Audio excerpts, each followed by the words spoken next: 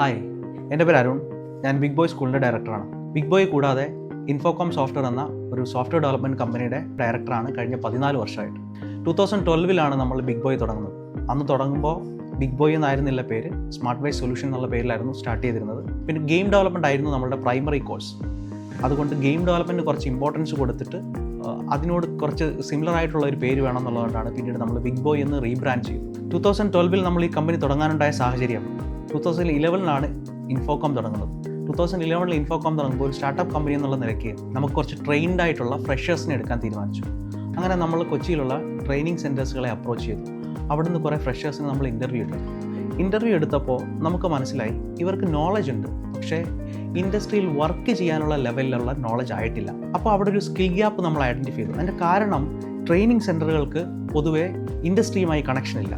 ഇൻഡസ്ട്രിയിൽ എന്താണ് എക്സാക്ട്ലി വേണ്ടതെന്നുള്ള ധാരണ ട്രെയിനിങ് സെൻറ്ററുകൾക്ക് കുറവുണ്ട്. ആ ഒരു ധാരണയുടെ പുറത്താണ് 2012 നമ്മൾ സ്മാർട്ട് വേ സൊല്യൂഷൻ എന്നുള്ള പേരിൽ കമ്പനി സ്റ്റാർട്ട് ചെയ്തു, ട്രെയിനിങ് ഡിവിഷൻ സ്റ്റാർട്ട് ചെയ്തു. ഇവിടെ ഇൻഡസ്ട്രിയിൽ വർക്ക് ചെയ്യുന്ന ആൾക്കാരെ കൊണ്ട് ട്രെയിൻ ചെയ്യിക്കുക എന്നുള്ള കോൺസെപ്റ്റിലാണ് നമ്മൾ സ്റ്റാർട്ട് ചെയ്തത്. അതുകൊണ്ട് നമുക്ക് അവിടുന്ന് ട്രെയിൻഡ് ആയിട്ടുള്ള ആൾക്കാരെ നമ്മളുടെ ഡെവലപ്മെൻറ്റ് ഡിവിഷനിലേക്ക്, അതായത് ഇൻഫോകോം സോഫ്റ്റ്വെയറിലേക്ക് തന്നെ വേണമെങ്കിൽ എടുക്കാം, ബാക്കിയുള്ളവർക്ക് പ്ലേസ്മെൻറ്റ് കൊടുക്കാം, ഇങ്ങനൊരു കോൺസെപ്റ്റിലാണ്.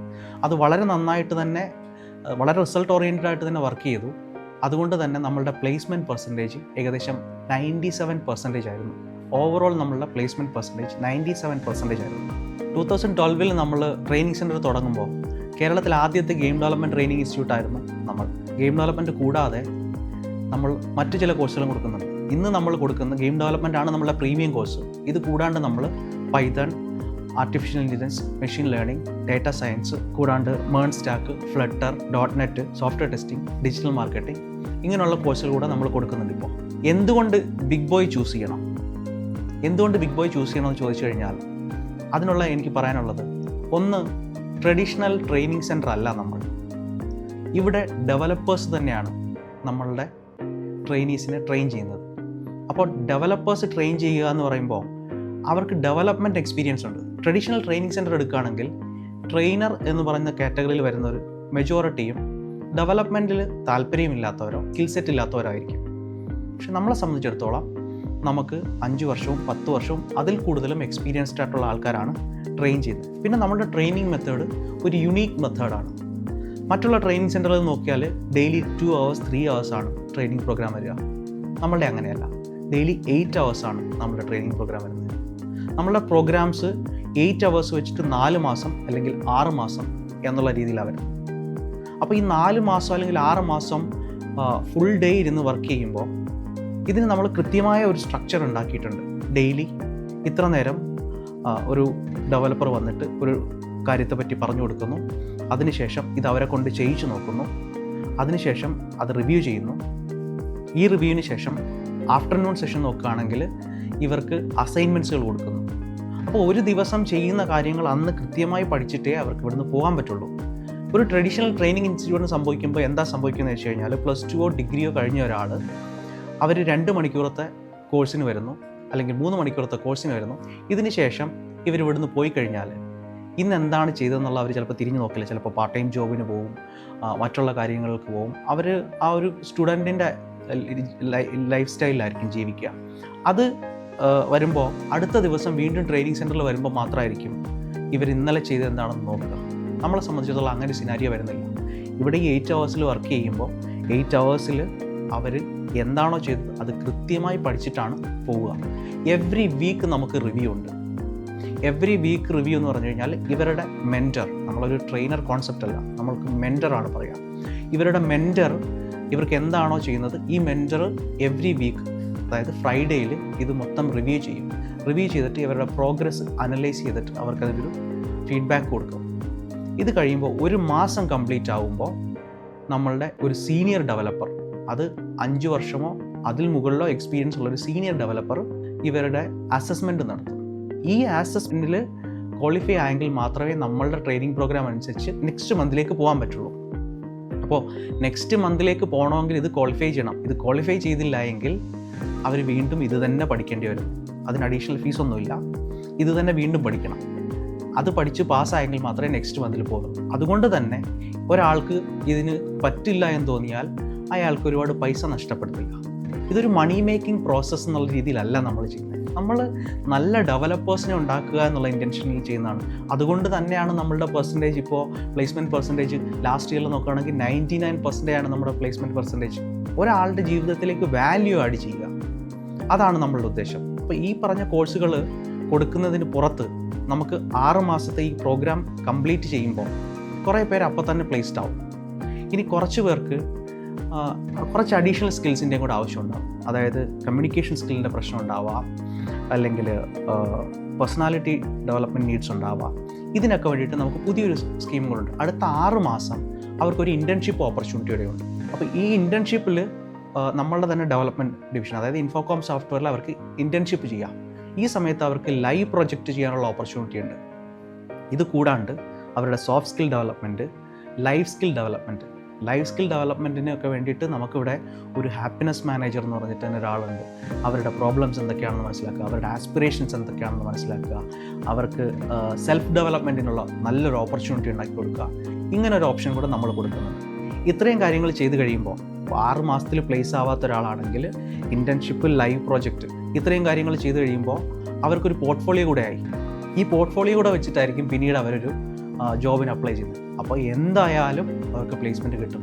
അപ്പോൾ ഇത്രയും രീതിയിലുള്ള ഒരു ട്രെയിനിങ് ചെയ്യുമ്പോൾ അവർക്ക് പ്ലേസ്മെൻറ്റ് കിട്ടാത്ത ഒരു അവസ്ഥ വരില്ല. അതുകൊണ്ടാണ് നമ്മളുടെ പ്ലേസ്മെൻറ്റ് പെർസെൻറ്റേജ് ഇപ്പോൾ 99% വന്ന് നിൽക്കുന്നത്. അപ്പം 6 മന്ത്സ് മിനിമം ഡ്യൂറേഷൻ വെക്കാം. 6 മന്ത്സ് മുതൽ 1 ഇയർ വരെ നീളാം. അതായത് ഈ 6 മന്ത്സിൽ കംപ്ലീറ്റ് ആയില്ലെങ്കിൽ ഇനി അടുത്ത 6 മാസം ഇൻറ്റേൺഷിപ്പ് ഓപ്പർച്യൂണിറ്റി പറയുമ്പോൾ അത് നമ്മൾ 6 മാസം മസ്റ്റായിട്ട് ചെയ്യണം എന്നല്ല. ഈ ഇൻറ്റേൺഷിപ്പ് പീരീഡിൽ നമ്മൾ അവരുടെ ലിമിറ്റേഷൻസ് എന്തൊക്കെയാണ്, ഇപ്പോൾ ലാംഗ്വേജ് ലിമിറ്റേഷൻ ഉണ്ടോ, പേഴ്സണാലിറ്റി ഇമ്പ്രൂവ്മെൻറ്റ് നീഡ്സ് ഉണ്ടോ, അവരുടെ ഗോൾ സെറ്റ് ചെയ്തിട്ടുണ്ടാവില്ല ചിലപ്പോൾ. അങ്ങനെ ഒരു ഗോൾ സെറ്റിംഗ് നടത്തി ഇത് ചെയ്ത് ഒരു 2 മാസം കഴിഞ്ഞപ്പോൾ അവർക്ക് ജോബ് കിട്ടിക്കഴിഞ്ഞാൽ ഇൻറ്റേൺഷിപ്പ് അവിടെ സ്റ്റോപ്പ് ചെയ്യാം. ഇൻറ്റേൺഷിപ്പ് 6 മാസം എന്ന് പറയുന്നത് നമുക്ക് മാൻഡേറ്ററി അല്ല. ഇവർ 6 മാസത്തെ ട്രെയിനിങ്ങിന് ശേഷം പ്ലേസ് ആയില്ല എങ്കിൽ മാത്രമേ നമുക്ക് അടുത്ത 6 മാസത്തെ ഇൻറ്റേൺഷിപ്പ് ചെയ്യേണ്ടി വരുന്നുള്ളൂ. അപ്പോൾ ആ രീതിയിൽ ഡെവലപ്പ് ചെയ്തിരിക്കുന്ന ഒരു കരിക്കുലമാണ് നമുക്കുള്ളത്. നമ്മുടെ ഇവിടെ പഠിക്കുന്നവർക്ക് ലേണിങ്ങിൻ്റെ ക്വാളിറ്റി കൂട്ടാൻ വേണ്ടിയിട്ട് നമ്മൾ ഒരു LMS, അതായത് ലേണിംഗ് മാനേജ്മെൻറ്റ് സിസ്റ്റം ഇംപ്ലിമെൻറ്റ് ചെയ്തിട്ടുണ്ട്. അതിൻ്റെ അഡ്വാൻറ്റേജ് എന്താണെന്ന് ചോദിച്ചു കഴിഞ്ഞാൽ അവർ ചെയ്യുന്ന പ്രോഗ്രാമിൻ്റെ ഒരു റെക്കോർഡഡ് വെർഷൻ അതിൽ അവൈലബിൾ ആണ്. അപ്പോൾ അവർക്ക് എന്തെങ്കിലും തരത്തിൽ ബ്രഷപ്പ് ചെയ്യണമെങ്കിലും കൂടുതലായിട്ട് ഡെപ്തിൽ ഒന്നുകൂടെ റിവ്യൂ ചെയ്യണമെങ്കിലൊക്കെ ആ ഒരു ഓപ്പർച്യൂണിറ്റി ഉണ്ട്. അത് വെച്ചിട്ട് റിവ്യൂ ചെയ്യാം. പിന്നെ നമ്മുടെ ഇവിടുത്തെ സിസ്റ്റത്തിൽ ഞാൻ പറഞ്ഞല്ലോ, പ്ലേസ്മെൻറ്റ് പെർസെൻറ്റേജ് നമുക്ക് 99% ഉണ്ട്. അത് ഈ രീതിയിൽ നമ്മൾ ഇതിലൊരു റോക്കറ്റ് സയൻസ് ഒന്നുമില്ല. ഈ രീതിയിൽ ട്രെയിനിങ് കൊടുക്കുമ്പോൾ എന്തായാലും ജോബ് കിട്ടും. കാരണം അത് കിട്ടാത്ത രീതിയിൽ അവർക്ക് ആ കോഴ്സ് പഠിക്കാൻ പറ്റില്ല. ഓരോ മാസത്തെ റിവ്യൂവും പാസ്സായെങ്കിൽ മാത്രമേ പോകാൻ പറ്റുള്ളൂ. അപ്പോൾ അങ്ങനെ അവർ കോഴ്സ് കംപ്ലീറ്റ് ആവുന്നുള്ളൂ. അത് കൂടാണ്ട് ഇപ്പോൾ നമ്മൾ മറ്റൊരു ഓർഗനൈസേഷൻ പറയുന്ന പോലെ നമ്മളൊരു കാലത്ത് പ്ലേസ്മെൻറ്റ് അഷുറൻസ് അല്ലെങ്കിൽ റീഫണ്ട് എന്ന് പറഞ്ഞിരുന്ന ഒരു ഓർഗനൈസേഷനാണ്. അത് നമ്മൾ ഈ അടുത്ത കാലത്ത് നമ്മളത് വിഡ്രോ ചെയ്തു. അതിൻ്റെ കാര്യം എന്താണെന്ന് ചോദിച്ചു കഴിഞ്ഞാൽ കുറച്ച് പേരെങ്കിലും ഈ ഫീ അടച്ച് പഠിക്കുമ്പോൾ അവർ പ്ലേസ്മെൻറ്റ് അഷുറൻസ് പറഞ്ഞല്ലോ, ഇനി പഠിക്കണ്ട, ഇനി ഇത് ഓർഗനൈസേഷൻ്റെ റെസ്പോൺസിബിലിറ്റിയാണ് എന്നൊരു മൈൻഡ് സെറ്റ് ഉണ്ടാകുന്നു. ആ മൈൻഡ് സെറ്റ് ഉള്ള കാരണമാണ് നമ്മൾ ഈ പ്ലേസ്മെൻറ്റ് അഷുറൻസ് എന്ന് പറയുന്ന ഒരു കാര്യം പറയാത്തത്. പിന്നെ പ്ലേസ്മെൻറ്റ് അഷുറൻസ് എന്ന് പറയുമ്പം പലർക്കും അതിനകത്തൊരു കൺഫ്യൂഷൻ ഉണ്ടാകുന്നുണ്ട്. ഈ റീഫണ്ട് അതിനൊരു നെഗറ്റീവ് സൈഡ് ഉണ്ടെന്നുള്ളതുകൊണ്ടാണ് നമ്മൾ ആ ഒരു സംഭവം ഒഴിവാക്കിയത്. അത് കൂടാണ്ട് 100% പ്ലേസ്മെൻറ്റ് അസിസ്റ്റൻസ്, ഈ ഒരു ടേമിനോട് ഞാൻ പേഴ്സണലി യോജിക്കാത്ത ഒരാളാണ്. കാരണം 100% പ്ലേസ്മെൻറ്റ് അസിസ്റ്റൻസ്, ഈ 100% പ്ലേസ്മെൻ്റ് എന്ന് കാണുമ്പോൾ നമുക്ക് പൊതുവേ ഉണ്ടാകുന്ന ഒരു ചിന്ത, ഓക്കെ 100% പ്ലേസ്മെൻറ്റ് കിട്ടും. പക്ഷേ അത് അസിസ്റ്റൻസ് ആണ്. ഈ അസിസ്റ്റൻസ് എന്ന് പറയുമ്പം ഉറപ്പില്ലാത്ത കാര്യം. സഹായിക്കും എന്ന് പറയുന്നതിനകത്ത് ഈ 100% ആവശ്യമില്ല. പ്ലേസ്മെൻറ്റ് അസിസ്റ്റൻസ് ജെനുവിനായിട്ടുള്ള ടൈമാണ്. പക്ഷേ എല്ലാവരും പറയുമ്പോൾ 100% പ്ലേസ്മെൻറ്റ് അസിസ്റ്റൻസ്. ഈ 100% പ്ലേസ്മെൻറ്റ് അസിസ്റ്റൻസ് എന്നൊരു കാര്യമില്ല. ഇത് കൂടാണ്ട് നമ്മുടെ ഇവിടുന്ന് ട്രെയിനിങ് കംപ്ലീറ്റ് ചെയ്ത ഒരാൾക്ക് നമ്മളുടെ ഒരു ക്ലബ് മെമ്പർഷിപ്പ് കൊടുക്കുന്നുണ്ട്. അതെന്താണെന്ന് ചോദിച്ചു കഴിഞ്ഞാൽ, ജോബ് കിട്ടിക്കഴിഞ്ഞാലും ലൈഫ് ഓൾവേസ് ഒരു കണ്ടിന്യൂസ് ലേണിംഗ് ആവശ്യമുള്ള ഒരു സ്ഥലമാണ്. നമുക്ക് ഇപ്പോൾ ടെക്നോളജിയിൽ വർക്ക് ചെയ്യുന്നവർക്കറിയാം, ഓരോ സമയത്തും ടെക്നോളജിയുടെ ട്രെൻഡ് മാറിക്കൊണ്ടിരിക്കും, പുതിയതായിട്ട് ലേൺ ചെയ്യേണ്ട ആവശ്യങ്ങളുണ്ടാവും. ഇതെല്ലാം ലൈഫ് ടൈം ഫ്രീ ആയിരിക്കും. നമ്മൾ ഓൺലൈനിൽ സെഷൻസ് റെക്കോർഡ് ചെയ്ത് കൊടുക്കും. ഇതല്ലാണ്ട് ഓൺലൈൻ മീറ്റിംഗ്സുകൾ നടത്തും. പിന്നെ ഈ ക്ലബ്ബിലുള്ളവർക്ക് വേണ്ടിയിട്ട് കുറേ എക്സ്ക്ലൂസീവ് പ്രോഗ്രാംസ് നമ്മൾ നടത്തും. ഇതൊരു ലൈഫ് ടൈം കമ്മിറ്റ്മെൻ്റ് ആണ്. ഒരാൾ നമ്മുടെ അടുത്ത് വന്ന് ട്രെയിനിങ് ചെയ്ത് പോകുന്നതുകൂടി അയാളുമായിട്ടുള്ള കമ്മിറ്റ്മെൻറ്റ് തീരുന്നില്ല. ഇതൊരു ലൈഫ് ടൈം കമ്മിറ്റ്മെൻ്റ് ആയിട്ടാണ് ഞാനിതിനെ അപ്രോച്ച് ചെയ്യുന്നത്. നമ്മളുടെ ഓർഗനൈസേഷന് ഏകദേശം 13 വർഷം പ്ലസ് ഇൻഡസ്ട്രിയൽ എക്സ്പീരിയൻസ് ഉണ്ട്. കറൻ്റ്ലി നമുക്ക് 99% പ്ലേസ്മെൻറ്റ് ഹിസ്റ്ററി ഉണ്ട്. അപ്പോൾ കൂടുതൽ എന്തിനാലോചിക്കണം, ഇനി ഇതിൽ കൂടുതൽ ഡീറ്റെയിൽ ആയിട്ട് നിങ്ങൾക്ക് എന്തെങ്കിലും അറിയണമെങ്കിൽ നമ്മളുടെ കോഴ്സ് കൗൺസിലിംഗ് സ്റ്റാഫുമായിട്ട് സംസാരിച്ചതിന് ശേഷം നിങ്ങൾക്ക് റൈറ്റ് ആയിട്ടുള്ള ഡിസിഷൻ എടുക്കാം. ഇന്ന് ഇൻഡസ്ട്രിയിൽ ഒരുപാട് ട്രെയിനിങ് ഇൻസ്റ്റിറ്റ്യൂഷൻസ് ഉണ്ട്. ഏത് ഇൻസ്റ്റിറ്റ്യൂഷൻ എടുക്കണം എന്നുള്ളത് നിങ്ങൾ തീരുമാനിക്കണം. റൈറ്റ് ഇൻസ്റ്റിറ്റ്യൂഷൻ ചൂസ് ചെയ്യുക, റൈറ്റ് കോഴ്സ് ചൂസ് ചെയ്യുക. Good luck.